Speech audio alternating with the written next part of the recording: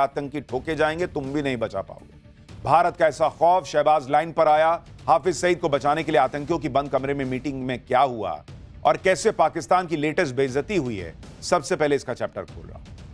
इस वक्त नरेंद्र मोदी गजब फॉर्म में है। पाकिस्तान को तो फुटबॉल बना के रखा है, जहां जाते हैं उसको लतिया देते हैं, जहां पाकिस्तान जा रहा है उसको लात पड़ रही है। जगह कोई भी हो, पाकिस्तान की धुलाई रुकती नहीं। अब तो नरेंद्र मोदी ऐसे रौद्र रूप में आ गए हैं कि पाकिस्तान को जो भी गोद में बैठाता है उसका भी धुआं धुआं बना दे रहे हैं। बॉस चीन के घर में घुसकर भारत ने ऐसा बवाल काटा कि चीन सन्न है, क्योंकि चीन पाकिस्तान के साथ मिलकर भारत के खिलाफ खेल करने चला था। लेकिन भारत ने भी इस खेल को समझा और फिर वो हुआ जो चीन पाकिस्तान ने सोचा भी नहीं। चीन में एससीओ की मीटिंग चल रही है, जहां नरेंद्र मोदी ने रक्षा मंत्री राजनाथ सिंह को भेजा हुआ है और रक्षा मंत्री राजनाथ सिंह ने इस मीटिंग में पाकिस्तान और चीन दोनों को अच्छे से ठोक दिया, क्योंकि चीन और पाकिस्तान दोनों इस तिकड़म में लगे थे कि कैसे पाकिस्तान के आतंकी करतूतों पर थोड़ा सा धीरे से पर्दा डाल देंगे। मोदी छोड़ने वाले हैं। पहले ही मोदी कह चुके हैं कि वो सिर्फ आतंकियों और उसके पालने वालों को ही नहीं, बल्कि पर्दे के पीछे से सपोर्ट करने वाले को, उसको फाइनेंस देने वाले को, सभी को दुश्मन मानेंगे। जो भी पाकिस्तान की मदद करने की कोशिश करेगा उसे छोड़ेंगे नहीं। चीन ने पीएम मोदी के इस नए न्यू नॉर्मल वाली पॉलिसी को हल्के में लेने की कोशिश की तो नरेंद्र मोदी ने ट्रेलर दिखा दिया। देखिए मुंह उतरा हुआ सबका वहां पे। भारत किस हद तक जा सकता है यह चीन में बैठकर बता दिया गया है। भारत ने चीन में जाकर चीन के मुंह पर मैसेज दे दिया कि मारूंगा पाकिस्तान को अभी और तुम भी नहीं बचा पाओगे, और आतंकवाद के मुद्दे पर पाकिस्तान की ढाल बनने की गलती तो करना मत। इसी वजह से चीन में जारी एससीओ यानी शांघाई कोऑपरेशन ऑर्गेनाइजेशन की मीटिंग में भारत ने आतंकवाद के मुद्दे पर ऐसा सख्त स्टैंड लिया कि चीन भी हैरान रह गया। एससीओ के रक्षा मंत्रियों की बैठक में भारत ने ज्वाइंट स्टेटमेंट साइन करने से मना कर दिया। रक्षा मंत्री ने पेन हटा दिया कि बात मैं नहीं करता साइन, हटाओ इसको। सूत्रों के मुताबिक ज्वाइंट स्टेटमेंट में पहलगाम हमले का जिक्र ही नहीं था, पाकिस्तान के आतंकवाद का जिक्र नहीं था। भारत ने ऐसे ज्वाइंट स्टेटमेंट को रद्दी का टुकड़ा बना दिया। भारत के विरोध की वजह से ज्वाइंट स्टेटमेंट जारी ही नहीं हो पाया। भाई भारत ने साइन ही नहीं किया।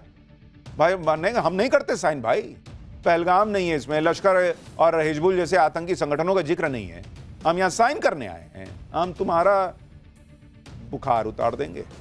एससीओ में चीन के अलावा पाकिस्तान भी सदस्य देश है।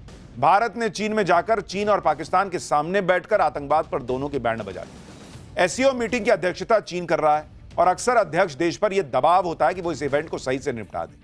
ज्वाइंट स्टेटमेंट तो कम से कम जारी हो ही जाए, लेकिन भारत के कड़े विरोध की वजह से चीन की फजीहत हो गई। पाकिस्तान जैसे दो कौड़ी के दोस्त की वजह से चीन को भी जिल्लत झेलनी पड़ी, क्योंकि ज्वाइंट स्टेटमेंट ही नहीं आ पाया। लेकिन अभी जो आपको बताया वो तो चीन के अंदर ग्लोबल मंच पर चीन और पाकिस्तान की बेइज्जती का एक पन्ना है। अभी तो आपको आगे बताऊंगा कि पीएम मोदी की डिप्लोमेसी ने कैसे चीन में बड़ा धमाका कर दिया। आपको दिखाऊंगा कि कैसे भारत के रक्षा मंत्री राजनाथ सिंह का एक साइन चीन और पाकिस्तान के आतंकवाद पर भारी पड़ा। आपको अमेरिका की वो खुफिया रिपोर्ट भी दिखाऊंगा जिसे देखकर डोनाल्ड ट्रंप पाकिस्तान की क्लास लगा देंगे। आपको यह भी बताऊंगा कि कैसे पीएम मोदी का जलवा देखकर चीन के राष्ट्रपति को साइड हीरो जैसा लगने लगा है। लेकिन पहले डिप्लोमेसी के इस चैप्टर की एक झलक दी। भारत ने आज चीन में बैठकर चीन पाकिस्तान दोनों को जो ट्रेलर दिखाया है वो चीन पाकिस्तान को बरसों तक याद रहेगा कि पाला नरेंद्र मोदी से पड़ा है। आप देखिए चीन पाकिस्तान ने कैसी चाल चली थी कि एससीओ की मीटिंग में जो ज्वाइंट स्टेटमेंट आना था उसमें पहलगाम हमले का नाम ही नहीं डाले ये लोग, बलूचिस्तान का जिक्र कर दिया। ज्वाइंट स्टेटमेंट का ड्राफ्ट देखते ही राजनाथ सिंह का दिमाग जो है वो भन्ना गया, पारा उनका हाई हो गया कि ये क्या तमाशा है। आप तस्वीरें देखिए, हमारे रक्षा मंत्री राजनाथ सिंह एक दस्तावेज पढ़ रहे हैं, एक हाथ में उन्होंने कलम पकड़ के रखी है ताकि कागज को पढ़ के साइन कर देंगे। लेकिन दस्तावेज को पढ़ने के बाद राजनाथ सिंह ने पेन एकदम से उठाया और साइड रख दिया फिल्मी अंदाज में। ना ऐटा चौलबे ना, ये ना होगा। ये तय कर लिया कि साइन नहीं करूंगा, यानी भारत इस दस्तावेज पे साइन नहीं करेगा, क्योंकि भारत इस ड्राफ्ट में लिखी बातों से सहमत नहीं है। अब चाहे इस कागज का जो करना है करो, इसको लपेट के झालमुरी बना के इसमें खाओ, क्या करना है तुम देखो, हमको कोई फर्क नहीं पड़ा। मोमो डाल के खाओगे, चाइना वाले होना। खैर, जो कूटनीति के इतिहास में लंबे वक्त तक याद रखी जाएगी वो मिसाल पेश की रक्षा मंत्री ने। देखिए पेन वहीं रख दिए, छोड़ दिए। साफ दिख रहा था कि यह चीन और पाकिस्तान की चाल थी कि ज्वाइंट स्टेटमेंट में पहलगाम जैसे हमले पर दो शब्द भी ना लिखो और बलूचिस्तान का जिक्र करके भारत को फंसाने का प्रयास करो। लेकिन चीन पाकिस्तान भूल गए कि ये तो नया भारत है, मोदी वाला। ये फंसने वाला थोड़ा, ये ठोकने वाला भारत। चीन ने पाकिस्तान को बचाने के लिए एक काम चलाऊ बयान जारी करवाने की कोशिश की, लेकिन एससीओ की अध्यक्षता करने वाले चीन को पाकिस्तान का साथ देना महंगा पड़ गया। एससीओ जैसे ग्लोबल मंच से भारत ने पाकिस्तान के साथ साथ चीन को भी एक्सपोज कर दिया। एससीओ में चीन, पाकिस्तान के अलावा रूस, ईरान, बेलारूस समेत 10 देश हैं। एससीओ देशों ने कुल मिलाकर दुनिया की 30% जीडीपी और 40% आबादी को रिप्रेजेंट किया है। और ऐसे बड़े मंच से भारत ने दुनिया को यह मैसेज दे दिया कि वो आतंकवाद पर कोई समझौता करने वाला नहीं है। आप एससीओ मीटिंग की तस्वीरें देखिए। इस तस्वीर में एक तरफ राजनाथ सिंह है और उनके सामने पाकिस्तान के रक्षा मंत्री ख्वाजा आसिफ बैठे हुए हैं। एक तरफ चीन के रक्षा मंत्री। और इस भरी मीटिंग में राजनाथ सिंह ने आतंकवाद पर पाकिस्तान की जमकर क्लास लगाई। क्लास पाकिस्तान की लग रही थी और शब्द चीन को भी चुभ रहे हों। सुनिए रक्षा मंत्री राजनाथ सिंह ने वहां चीन और पाकिस्तान दोनों को बैठा के सामने क्या क्या सुनाया है। It is imperative that those who sponsor, nurture and utilize terrorism for their narrow and selfish ends must bear the consequences.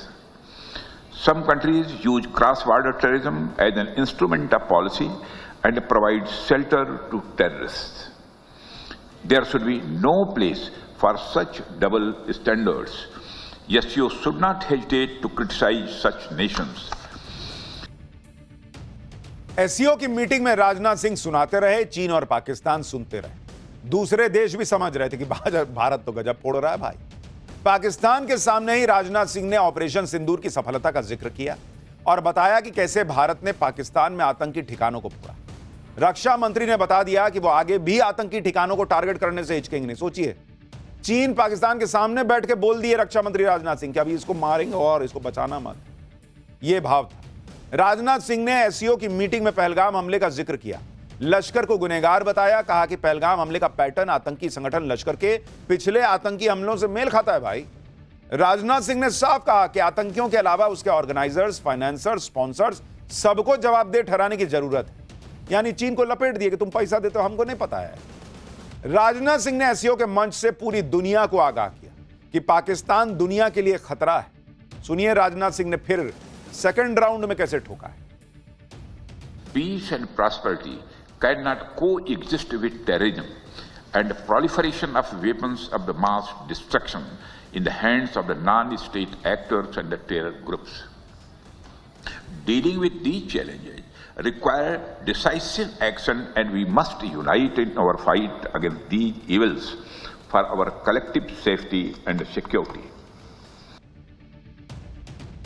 आतंकवाद के अलावा राजनाथ सिंह ने चीन की विस्तारवादी नीति पर भी उसकी क्लास लगाई। राजनाथ सिंह ने चीन के BRI प्रोजेक्ट और सीपेक यानी चाइना पाकिस्तान इकोनॉमिक कॉरिडोर का नाम लिए बिना कहा कि भारत सेंट्रल एशिया में कनेक्टिविटी को बढ़ाने पर जोर देता है, लेकिन एससीओ सदस्यों को संप्रभुता और क्षेत्रीय अखंडता का सम्मान करना चाहिए। यानी नरेंद्र मोदी ने रक्षा मंत्री राजनाथ सिंह को भेजा और उन्होंने भी कोई कसर नहीं छोड़ी पाकिस्तान और चीन को धोने में।